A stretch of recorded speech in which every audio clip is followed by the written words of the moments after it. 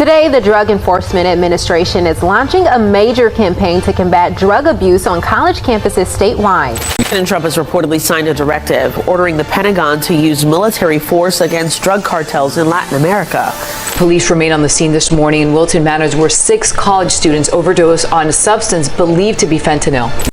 Harvard Square is usually synonymous with the world's future leaders discussing ethics over espresso. But at 5 a.m. yesterday, the only thing being discussed was the federal warrant taped to a luxury apartment door. A young, prominent Somali couple, one a Harvard graduate, the other a rising star in administrative circles, was taken into custody as FBI and ICE agents carried out box after box of what officials are calling logistical blueprints. At 4:18 a.m., the front door of their luxury townhouse was breached. Tactical teams flooded the hallway. Dr. Al-Fayed reached for a laptop on the kitchen counter, but an agent slammed it shut before a single file could be deleted. This wasn't a random check. This was the climax of an 18-month investigation into a sophisticated student visa exploitation ring that allegedly bypassed the very institutions designed to protect national security. Before we dive into the specific documents that the FBI recovered, I have a question for you. Do you value the truth even when it's uncomfortable? We are building the most sophisticated community of analysts on this platform. People who don't just watch the news, but understand the machinery behind it. If you are one of those people, hit that subscribe button right now. Don't just watch history happen. Understand why it's happening. Join us. Another urgent priority for bringing down the cost of living is to stop the colossal fraud that is bleeding American taxpayers absolutely dry. The fraud being committed by the Somali population in Minnesota. Have you heard of them? They're lovely people.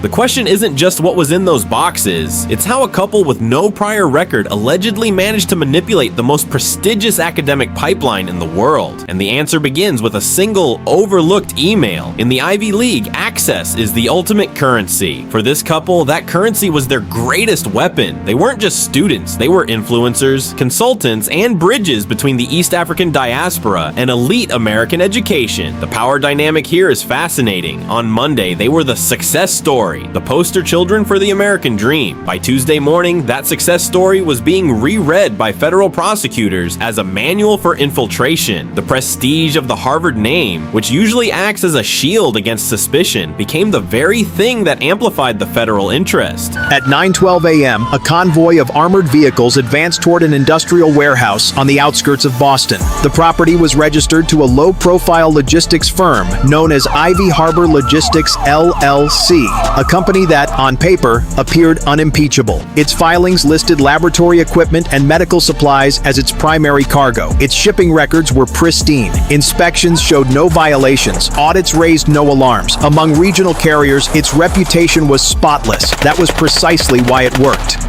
The reversal is total. The gatekeepers realized they were the ones who had been locked out. When a scandal this large breaks, the institution's first move is always the same. It was an oversight, an isolated incident, but the receipts tell a different story. If we look back to 2024, there were already red flags regarding accelerated visa sponsorships linked to a specific nonprofit the couple operated. Then there were the suspicious consulting fees paid by foreign entities that didn't match any known academic research. Notice a pattern here? Most people miss these details, but you aren't most people. If you appreciate this level of forensic narrative work, hit the like button. It tells the algorithm that this community values depth over clickbait. It's the only way we keep these investigations going. This wasn't a bug in the system, it was a feature. They didn't break the rules. They studied the rules until they found the gaps that were left open by design. Let's look at the direct contradictions. In a 2025 interview, the couple claimed their mission was legal advocacy for underrepresented students. However, the federal affidavit alleges that for a fee of $25,000 per person, they provided prepackaged identities and guaranteed placement in local colleges to bypass standard ICE vetting. Their own social media posts celebrating diversity in education now stand in stark contrast to the ledger found in their home, which allegedly categorized clients by their ability to pay, not their academic merit. In the world of federal prosecution, there is no greater gift than a subject who documents their own contradictions. Why does the elite shield work so well? Because institutions like Harvard are terrified of bad PR. They would rather ignore a discrepancy than risk a scandal. The couple understood the media cycle. They knew that as long as they looked the part and spoke the language of the elite, no one would dare ask to see the bank statements. It's the emperor's new clothes of the 21st century. Everyone sees the flaws, but no one wants to be the first to point them out. You're still here, which means you've seen behind the curtain. If you want to ensure you never miss an update on this case, because trust me, the names involved are about to get much bigger, make sure your notifications are turned on. This is where the real analysis happens. This isn't just about two people in a Cambridge apartment. This is about the vulnerability of our most trusted systems. When merit is for sale, the entire structure of higher education begins to lean. We are seeing a rise in what I call prestige laundering, using the reputation of a high-status institution to facilitate low-status crimes. This raid is a warning shot to every admissions office in the country. The FBI is no longer taking prestige as a substitute for probity. We began with a door being kicked in at dawn. We end with the realization that the door was likely unlocked from the inside by a system too comfortable to care. The Somali Harvard couple didn't just allegedly exploit students. They exploited our desire to believe in a perfect narrative. But as this investigation expands to include the officials who look the other way, one thing is certain: the narrative is officially broken. Here is my question for the community today. At what point does an administrative oversight become criminal complicity? Leave your thoughts below. I'll be in the comments to discuss the best insights. If you value accountability and the courage to look at the facts without a filter, you belong here. Hit subscribe, hit the like button as a thank you for the research, and I'll see you in the next investigation. Stay sharp.